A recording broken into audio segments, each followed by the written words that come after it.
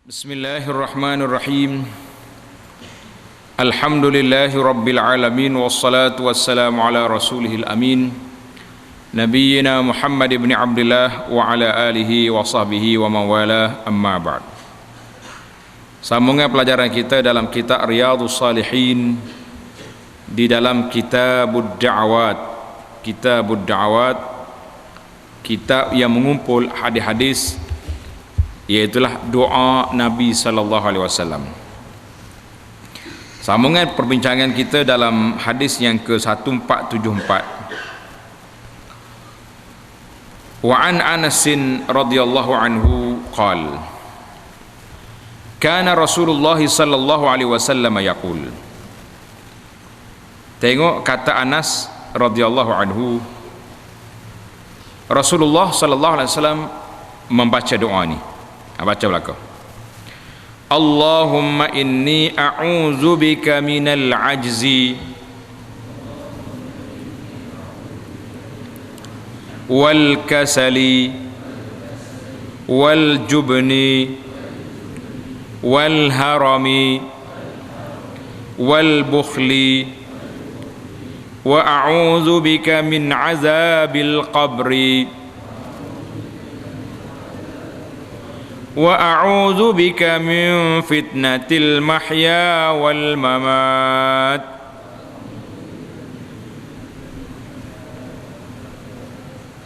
Ikut lagi, menarik doa ni. Allahumma inni a'udzu bika minal ajzi wal kasal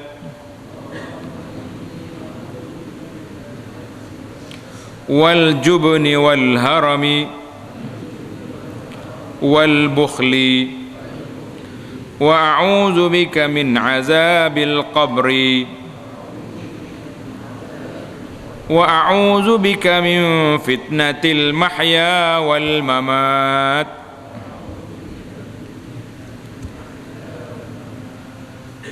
Tengok arti dia. Ya Allah, sesungguhnya aku berlindung kepadamu dari kelemahan. Al-ajzi tu makna lemah. Lemah ni kak, tak kuat lah kita tu, jadi orang lemah. Dia panggil orang lemah. Lemah tu makna tak kuat.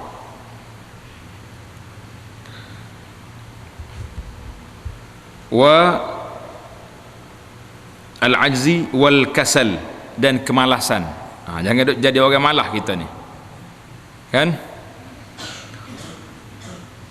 Wal jubni, dan dari sifat pengecut. Kita minta perlindungan Allah Ta'ala daripada sifat pengecut, penakut. Kita ni kadang-kadang takut ni bukan cakap duduk dalam rumah nak pergi ke tandah takut. Ada masalah tu. Duduk asrama nak pergi ke tandah jauh lagi takut, kan? Wal harami, dan ketuaan, tua telajak. Kita nak jadi orang tua, tapi jangan tua telajak, orang panggil pokok tujuh.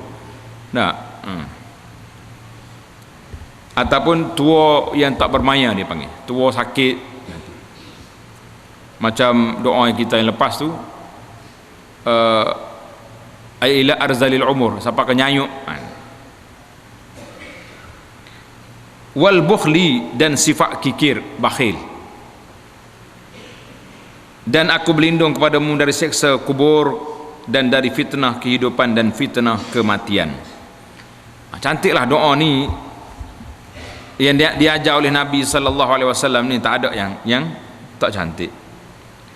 Nabi ajar kepada kita supaya minta berlindung dengan beberapa perkara tu: lemah, malas, penakut, terlalu tua, bakhil.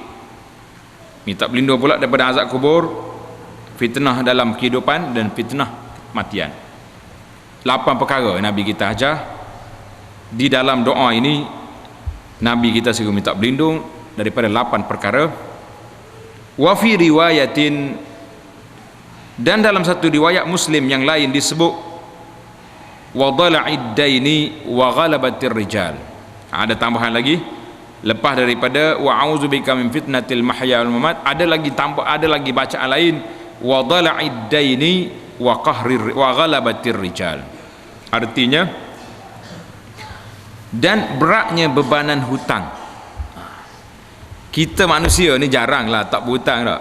Tapi hutang yang tidak membebankan tidak jadi masalah. Macam hari ni, dunia hari ni dia panggil dunia manusia hidup dalam apa weh? Dalam bahasa Kelantan mudah. Orang semua orang boleh katakan kebanyakan masyarakat hari ni hidup dalam hutang belaka. Tidak dalam hutang kita. Bahasa Kelantan kata hutang. Kalau bahasa luar boleh beza di antara hutang dengan hutan. Kalau hutan apa? Hutan belantara. Tapi kalau hutang dengan orang lah. Bahasa Kelantan kata hutang belaka. Orang manusia hari ni hidup dalam hutang. Pasal tu kita jadi orang hutang. Tak kerti bahasa, tak jadi orang hutang lah kita. Duduk dalam hutang kita hari ni. Naik kereta hutang, duduk masuk dalam rumah hutang. Bahkan setengah kedai tu kerja dia nak perangkap orang supaya berhutang. Beli kendi hak RM30 berhutang juga, RM5 sebulan bayar. Jadi manusia ni diperangkap dengan perangkap hutang kerana Nabi SAW minta berlindung daripada berhutang. Kita menggalak kau orang berhutang.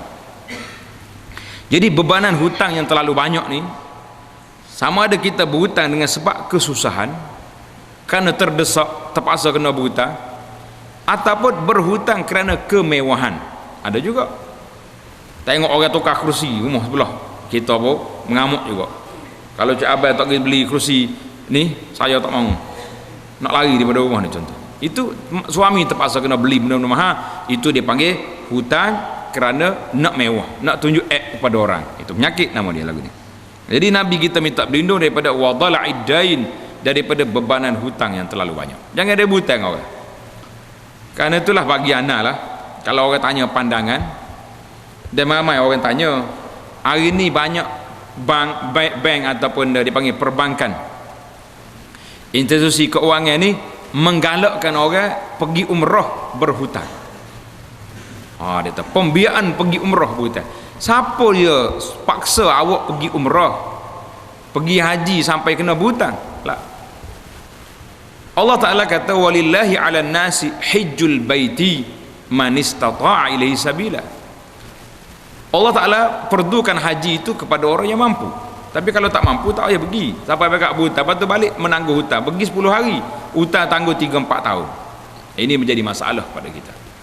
Tapi kalau duk hutang lain banyak, duk hutang kereta, hutang botol, hutang kau ni nak pergi umrah hutang juga, itu memang orang hutang dah dia, tak ada masalah lah. Dia jadi orang memang dia tu bertaraf dia orang hutang. Orang hutang duduk dalam hutang lah, duduk di situ.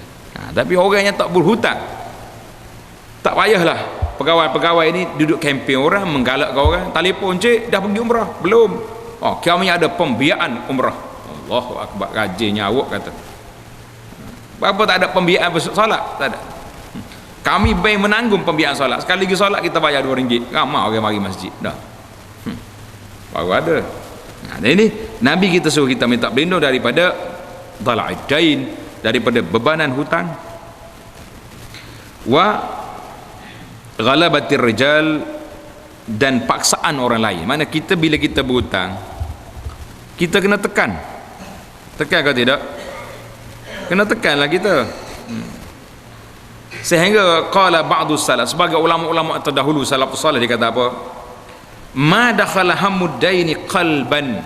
Dengar ni, tulis ni, kata-kata ni tak ada dalam. Ma dakhala hammud dain qalban illa zahaba minal aqli ma la ya'udu ilaih. Tidak masuk kesusahan, susah hati kita dengan sebab hutang yang kita berhutang itu, kecuali akal kita akan hilang sikit demi sikit dan dia tidak akan balik lagi. Mana akal kita jadi nana. Pasal itulah orang suka berhutang ni, dia cakap betul tak betul? Hutang belik cakap. Pasal dia berhutang orang ni, pergi tak bayar orang ni, dia panggil gali korek timbus. Gali kambu, gali ambil hutang orang ni, dia bayar sini. Jadi akhir sekali hidup tak serupa orang. Takut, dalam ketakutan, ghalabatir rijal, ditekan oleh ahlung, ditekan oleh siapa-siapa saja, maka itu menjadi masalah. Allahu akbar. Kata di ulama, ad-dainu hammun. Hutang itu satu duka cita, alat duka cita. Siapa dia nak jadi manusia duka cita, berhutanglah banyak. hammun bin nahari wa sahrum bil lail. Duka cita pada siang harinya, tak jengah tidur pada waktu malam. Allahu akbar. Maka di sinilah Allah Subhanahu wa taala beri, kecuali orang yang terdesak, memang dia tak ada jalan lain dah kecuali kena berhutang. Masalah sakit ke, masalah nak berubat ke, masalah apa benda yang orang panggil terpaksa, maka dia berhutang dengan niat untuk membayar balik hutang dia, insya-Allah Allah Taala beri bayaran. Tapi siapa dia berhutang dengan niat tak nak bayar, dia tak akan bayar. Mana dia berhutang nak menipu dah. Ini banyaklah terjadi hari ini, jadi masalah kepada kita. Inilah bacaan yang pertama. Nabi kita sallallahu alaihi wasallam ajar kepada kita berapa minta malam ni? 9 perkara. Kita baca sentiasa kita baca a'udzubika min ghalabatid daini wa qahrir rijal. Minta supaya kita ni tidak duduk dalam bebanan hutang yang begitu banyak. Kalau kereta kita dah cantik dah, tak payahlah duk pergi berhutang lain pula. Mentah kau adik-beradik kita tukar kereta, kita pun nak tukar juga. Adik-beradik kita beli kawan-kawan kita, member kita tukar kereta, kita pun nak tahan. Hak tu pun boleh tahan naik lagi. Ini sombong lah ni, perangai lagi ni. Tapi hidup dalam hutang. Orang panggil manusia tak sedar diri. Hadis yang seterusnya, wa an Abi Bakrin As-Siddiq radhiyallahu anhu annahu qala li Rasulillah sallallahu alaihi wasallam. Dengar cerita ni. Allimni du'aan ad'u bihi fi salati. Tengok terjemahan.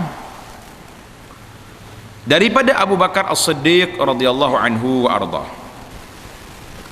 Beliau berkata kepada Rasulullah sallallahu alaihi wasallam, ajarkanlah kepadaku suatu doa yang akan aku baca dalam solatku. Tanda di situ ulama hadis kata yuhtamalu fis sujud au ba'da tasyahud akhir. Doa ini boleh dibaca sama ada dalam sujud ataupun di akhir tasyahud. Tempat berdoa dalam solat di mana? Dalam sujud ataupun akhir tasyahud, kita boleh berdoa di situ. Yang lain-lain tu ada doa tapi tidak panjang. Doa dalam rukuk contohnya, tapi biasanya Nabi kita sebut aqrabu ma yakul abdu min rabbih wa huwa sajid. Maka tempat sujud ni di antara tempat yang mustajab doa, faqaminun an yustajab lakum. Ambil situ. Qala, sabda Nabi sallallahu alaihi wasallam, Nabi kita pun suruh kata, ikut belaka. Nabi kata ucaplah, Allahumma inni zalamtu nafsi zulman katsira wa la yaghfiru adh-dhunuba illa anta faghfir li maghfiratan min 'indik warhamni innaka antal ghafurur rahim. Sekali lagi ulang. Allahumma inni zalamtu nafsi zulman katsira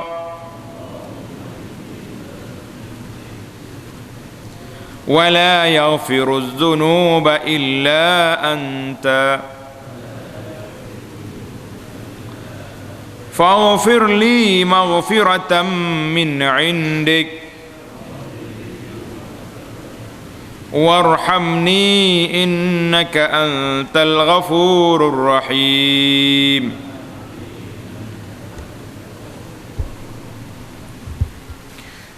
Tengok Nabi kita ajar kepada siapa ni? Pada siapa? Abu Bakar, sahabat yang paling rapat, yang setia, minta Nabi kita ajar doa. Maka Nabi kita pun ajar. Allahu Akbar. Apa arti doa ni? Ya Allah, sesungguhnya aku telah berbuat zalim pada diriku dengan kezaliman yang banyak. Ini dia panggil i'tiraf, mengaku bersalah di hadapan Allah Azza wa Jalla. Ya Allah, aku ni banyak dosa. Zalim tu di sini dengan mana dosa banyak. Zunub.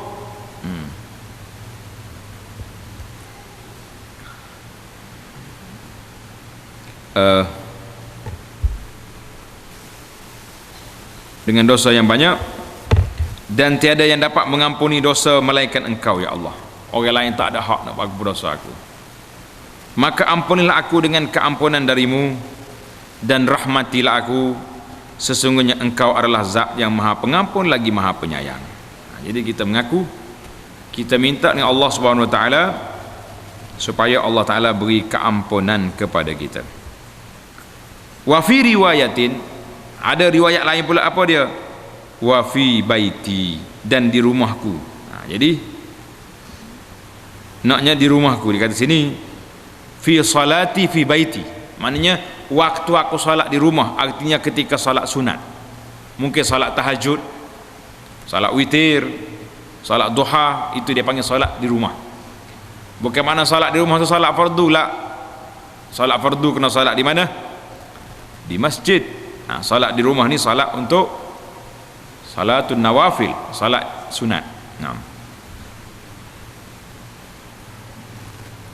Jadi di rumah ada riwayat fi baiti. Wa ruwiya zulman katsira, kezaliman yang banyak, dosa yang banyak.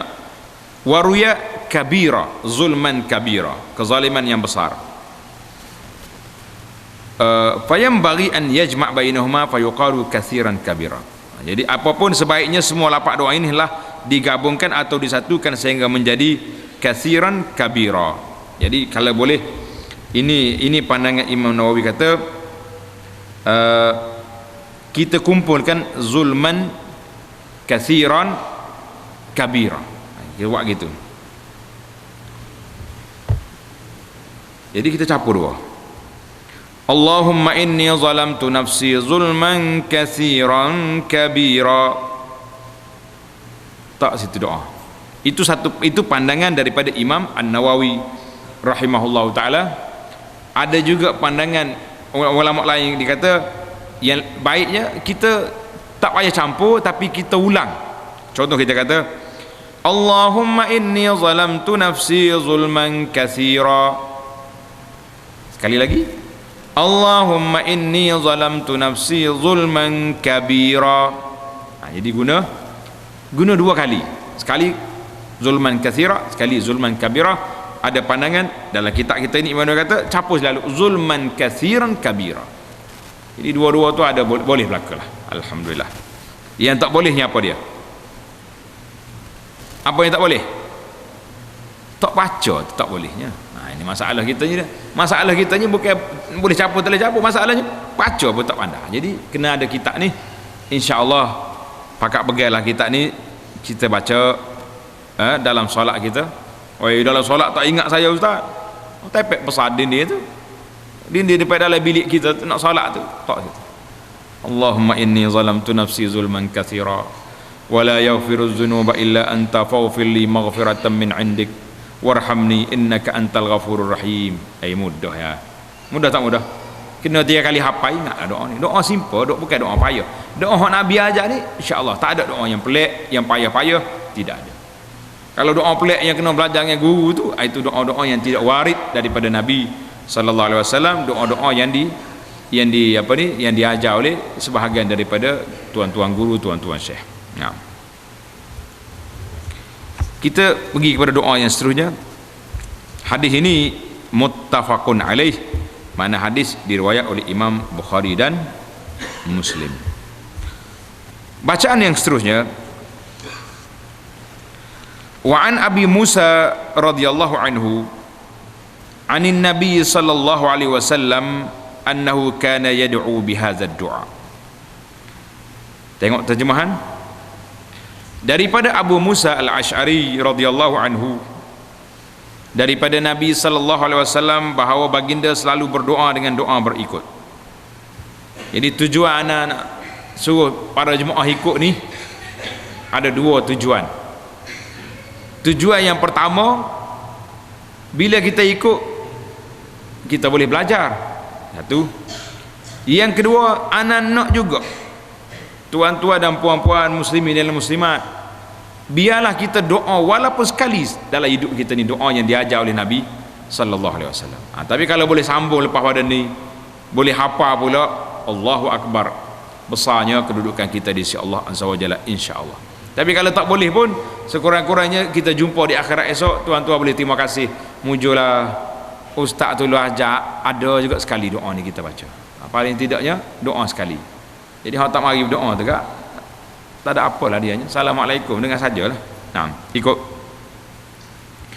Allahumma ighfir li khati'ati wa jahli wa israfi fi amri wa ma anta a'lamu bihi minni. Allahumma ighfir li jiddi wa hazli wa khata'i wa amdi wa kullu dhalika 'indi. Allahumma ighfir li ma qaddamtu wa ma akhartu wa ma asrartu wa ma a'lantu wa ma anta a'lamu bihi minni.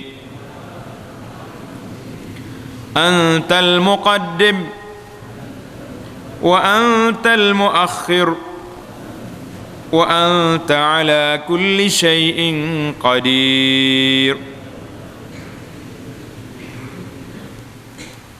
Boleh kata lagi. Allahumma ighfir li khati'ati wa jahli wa israfi fi amri wa ma anta a'lamu bihi minni.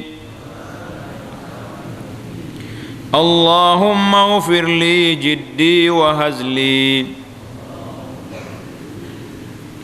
wa khata'i wa amdi wa kullu dhalika 'indi.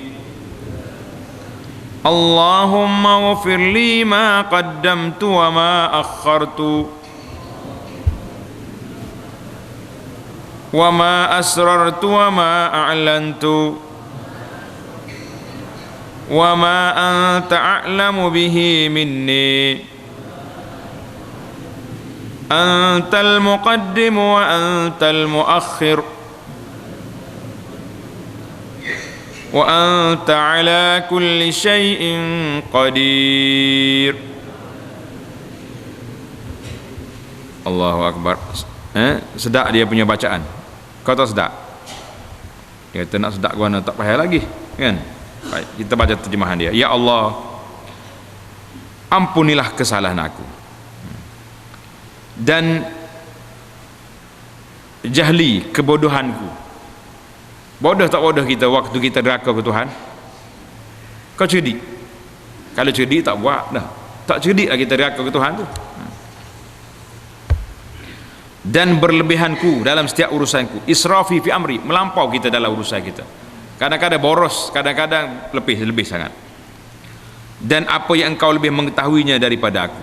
Banyak lagi kesalahan aku pun tak tahu kita salah, tapi Allah Ta'ala ambil kira.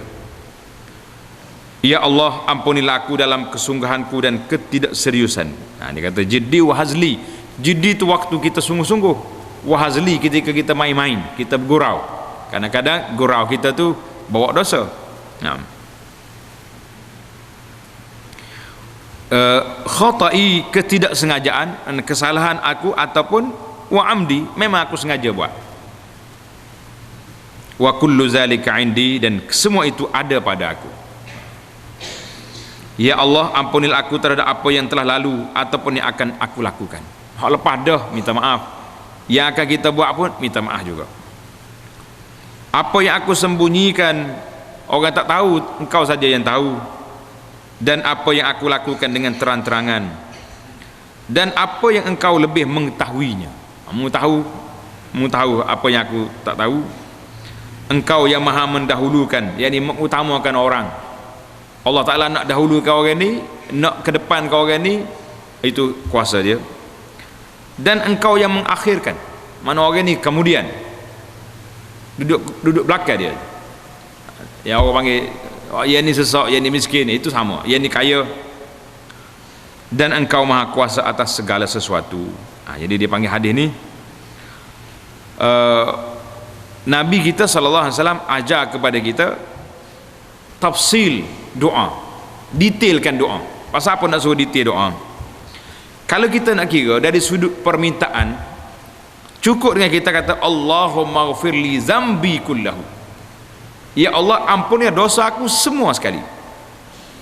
Biasanya kebiasaan lafaz doa nabawi, lafaz doa Nabi sallallahu alaihi wasallam ini pendek-pendek, tapi kenapa hak ni dia detailkan, dia panjangkan? Yang tersembunyi, yang aku sengaja, yang aku tersalah, yang aku zahirkan, waktu aku jiddi, waktu bersungguh, waktu aku main-main, semua minta. Kenapa? Di sini para ulama membahaskan kepada kita hatta yatazakkar insan kull amalah. Kalau kita kumpulkan, cukup dengan kita kata Allahumma ghfirli dzambi kullahu, ya Allah apa semua dosa aku. Cukup tak cukup? Masuk belaka tu hak zahir, hak batin, hak tersembunyi, hak apa ni. Tapi Nabi kita sallallahu alaihi wasallam sebut satu-satu supaya kita teringat. Kita teringat waktu kita sungguh-sungguh, lagu ni dosa kita. Waktu kita main-main, kadang-kadang kita perli kawan kita tu pasal jenis telingong muda merah.